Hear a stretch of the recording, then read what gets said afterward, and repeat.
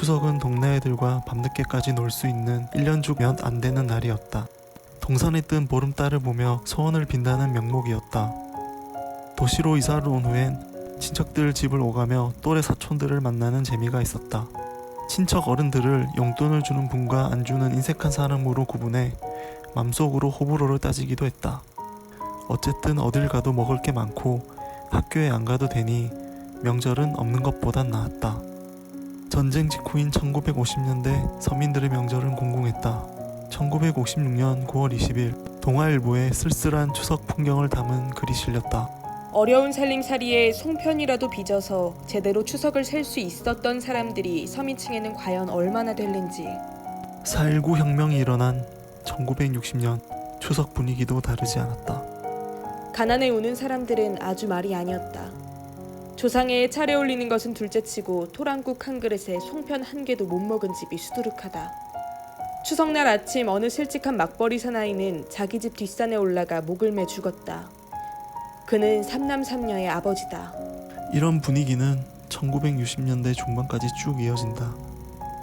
1962년부터 정부 주도의 경제개발 5개년이 순차적으로 진행되고 전국에 공장이 들어서면서 직장을 얻은 도시민들의 삶은 조금씩 나아졌다. 신문에 추석 상차림을 소개하는 기사가 실리고 낭비 없는 명절을 보내자는 기사가 등장한 것도 이때부터다. 우리 전통에 추석에 특별한 선물을 하는 풍속은 없다. 요즘은 직장의 아랫사람이 상사에게 인사를 해야 하는 기회로 변모되어 묘한 풍조를 낳고 있다. 도시화에 박차를 가하기 위해선 무엇보다 일할 사람이 필요했다.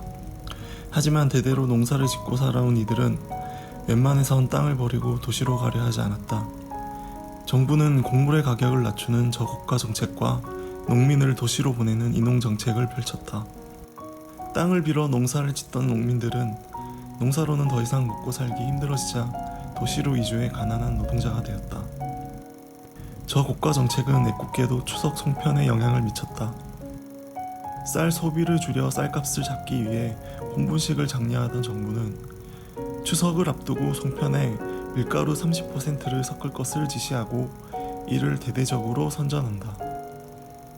농수산부에 의하면 추석을 전후해서 쌀과 찹쌀을 지나치게 많이 소비하는 관습을 깨뜨리기 위해 떡쌀에 밀가루 30%를 섞고 찹쌀을 원료로 하는 떡류 등은 가급적 만들어 먹지 않도록 전국적인 계몽 활동을 벌이기로 했다.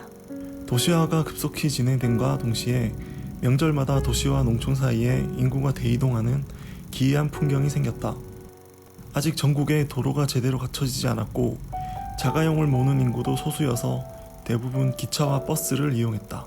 1년에 한 번 어김없이 찾아온 민족의 대이동 추석 귀성 러시가 20일부터 막을 연다.